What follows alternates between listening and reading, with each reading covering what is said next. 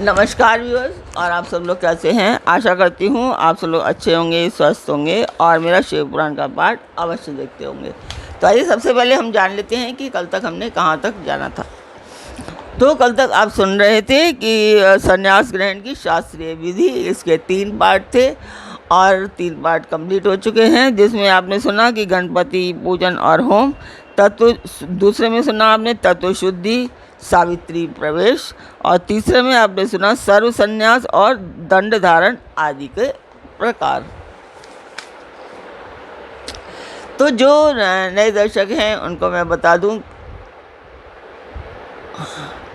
कि ये पाठ एक शुभ कार्य है, मंदिर के लिए कर रही हूँ। तो इसमें मैं आप सब लोगों का सहयोग चाहती हूँ कि आप सब लोग सहयोग करें ताकि मैं ये उद्देश्य अपना पूर्ण कर पाऊँ। मैं ये मंदिर के लिए कर रही हूँ। तो आप लोगों का भी थोड़ा सा बनता है कि हाँ शुभ कार्य है, तो उसमें आप लोग मेरा सहयोग करें। तो ज़्यादा से ज़्यादा सब्सक्राइब कीजिए और अपने फैमिली एंड फ्रेंड से शेयर करके कहिए कि वो लोग भी सब्सक्राइब करें और ज़्यादा से ज़्यादा शेयर करें। तो जिस मंदिर का मैं वर्णन करती हूँ उस मंदिर की मैं वीडियो डालती हूँ, आप लोग देखें और मुझे बताएं कि आपको मेरा पाठ कैसा लगता है। मैं इसलिए बोल रही हूँ कि मैं हर एक में वो वीडियो डालती हूँ। तो जिस मंदिर का मैं वर्णन करती हूँ सभी में करती हूँ, तो इसीलिए मैं बोल रही हूँ।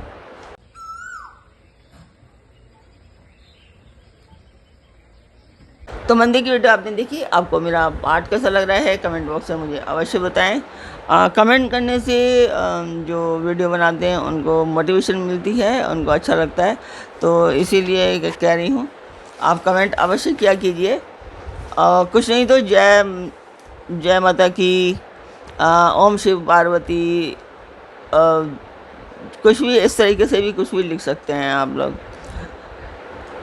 तो अब हम शुरू करते हैं आज का पाठ।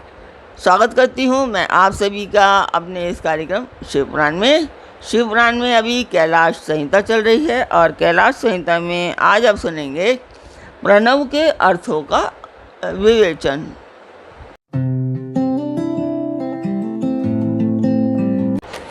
तो यहाँ पर बात हो रही है वामदेव और कार्तिकेय में। तो वामदेव जी कह रहे हैं कि भगवान षडानंद संपूर्ण विज्ञान में अमृत के सागर, समस्त देवताओं के स्वामी, महेश्वर के पुत्र, कार्तिकेय भंजन कार्तिकेय, आपने कहा है कि प्रणव के 6 प्रकार अर्थों का परिज्ञान अभिष्ट वस्तुओं को देने वाला है। ये 6 प्रकार के अर्थों का ज्ञान क्या है प्रभु? वे 6 प्रकार के अर्थ कौन कौन से हैं और उनका परिज्ञान क्या वस्तु है, उनके द्वारा प्रतिपाद्य वस्तु क्या है और उन अर्थों का परिज्ञान होने पर कौन सा फल मिलता है। पार्वती नंदन, मैंने जो जो बातें पूछी हैं उन सब का सम्यक रूप से आप वर्णन कीजिए। तो सुब्रह्मण्यम स्कंद बोले, मुनिश्रेष्ठ तुमने जो कुछ पूछा है उसे आदरपूर्वक सुनो। समिष्टि और व्यष्टि भाव से महेश्वर का परिज्ञान ही प्रणवार्थ का परिज्ञान है। मैं इस विषय को विस्तार से कहता हूँ। उत्तम व्रत का पालन करने वाले मुनीश्वर, मेरे इस प्रवचन से उन 6 प्रकार के अर्थों की एकता का भी बोध होगा। पहला मंत्र रूप अर्थ है, दूसरा यंत्र भावित अर्थ है, तीसरा देवता बोधक अर्थ है, चौथा प्रपंच रूप अर्थ है, 5वां अर्थ गुरु के रूप को दिखाने वाला है और 6ठा अर्थ शिष्य के स्वरूप का परिचय देने वाला है। इस प्रकार ये 6 अर्थ बताए गए हैं। मुनिश्रेष्ठ, उन 6 अर्थों में जो मंत्र रूप अर्थ है उसको मैं तुम्हें बताता हूँ। उसका ज्ञान होने मात्र से मनुष्य महाज्ञानी हो जाता है। प्रणव में वेदों ने 5 अक्षर बताए हैं। पहला अक्षर आदि स्वर अ, दूसरा 5वां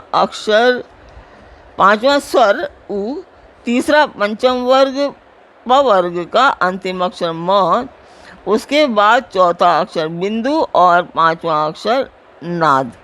इनके सिवा दूसरा वर्ण नहीं है। ये समिष्टि रूप वेदादि प्रणव कहा गया है। नाद सब अक्षरों की समष्टि रूप है। बिंदु युक्त जो 4 अक्षर हैं ये व्यष्टि रूप से शिववाचक प्रणव में प्रतिष्ठित हैं। विद्वान, अब यंत्र रूप या यंत्र भावित अर्थ सुनो।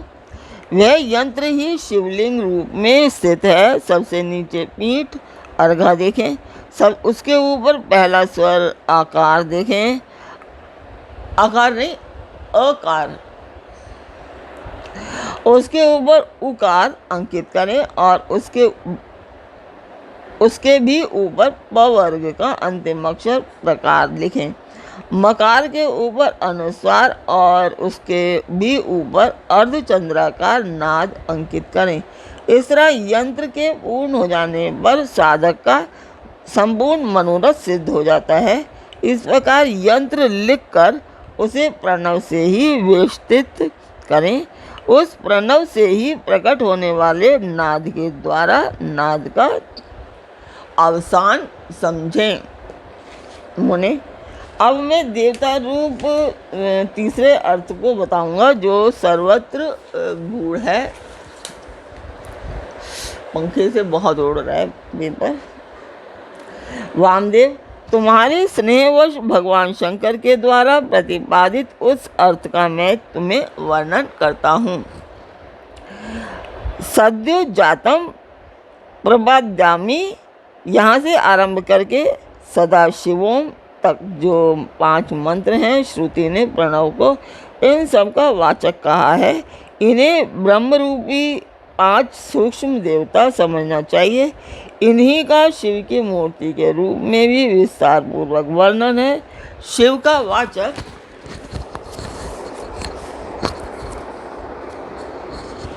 एक मिनट,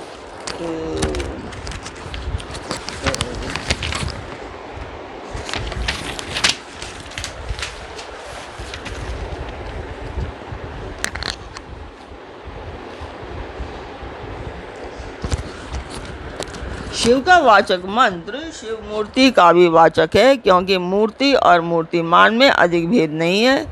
ईशान मुकुटोत्पेतः इस श्लोक से आरंभ करके पहले इस मंत्रों द्वारा शिव के विग्रह का प्रतिपादन किया जा चुका है। अब उनके 5 मुखों का वर्णन सुनो। पंचम मंत्र ईशानः सर्व विद्यानाम को आदि मानकर वहाँ से लेकर ऊपर के सद्योजात मंत्र तक क्रमशः एक चक्र में अंकित करें। फिर साध्योजात से लेकर ईशान मंत्र तक क्रमशः उसी चक्र में अंकित करें। यही 5 भगवान शिव के 5 मुख बताए गए हैं। पुरुष से लेकर साध्योजात तक जो ब्रह्मरूप 4 मंत्र हैं वे ही महेश्वर देव के चतुर्व्यूह पद पर प्रतिष्ठित हैं। ईशान मंत्र साध्योजात आदि 5 मंत्रों का समष्टि रूप है। मुने, पुरुष से लेकर साध्योजात तक जो 4 मंत्र हैं वे ईशान देव के व्यष्टि रूप हैं।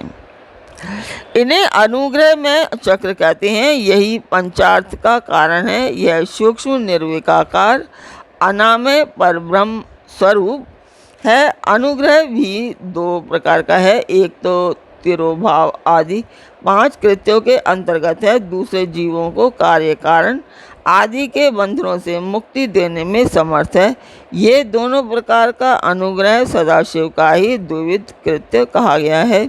मुने, अनुग्रह में भी सृष्टि आदि कृत्यों का योग होने से भगवान शिव के 5 कृत्य माने गए हैं। इन 5 कृत्यों में भी साध्योजात आदि देवता प्रतिष्ठित बताए गए हैं। वे 5 परब्रह्म स्वरूप तथा सदा ही कल्याणदायक हैं। अनुग्रह में चक्र शांत यतीत कला रूप हैं। सदाशिव से अधिष्ठित होने के कारण उसे परम पद कहते हैं। शुद्ध अंतःकरण वाले सन्यासियों को मिलने योग्य पद यही है जो सदाशिव के उपासक हैं और जिनका चित्त उपासना में संलग्न हैं उन्हें भी इसी पद की प्राप्ति होती है। इसी पद को पाकर मुनीश्वर गण उन ब्रह्मरूपी महादेव जी के साथ प्रचुर दिव्य भोगों का उपभोग करके महाप्रलय काल में शिव की समता को प्राप्त हो जाते हैं। वे मुक्त जीव फिर कभी संसार सागर में नहीं गिरते। शिव का ऐश्वर्य भी यह समष्टि रूप ही है। अथर्ववेद की श्रुति भी कहती है कि वह संपूर्ण ऐश्वर्य से संपन्न है। संपूर्ण ऐश्वर्य प्रदान करने की शक्ति सदाशिव में ही बताई गई है।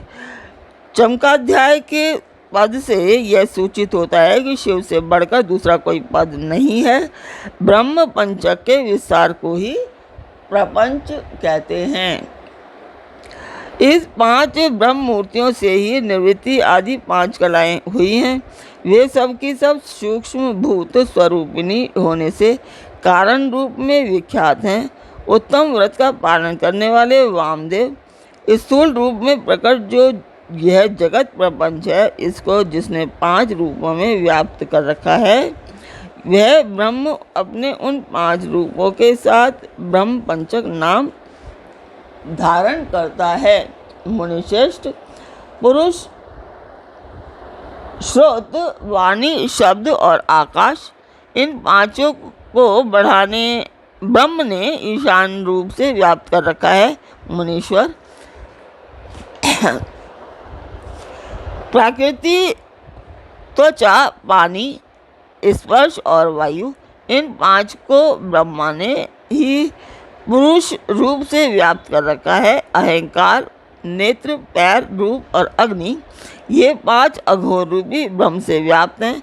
बुद्धि रसना पायु रसना और जल ये वामदेव रूपी ब्रह्म से नित्य व्याप्त रहते हैं।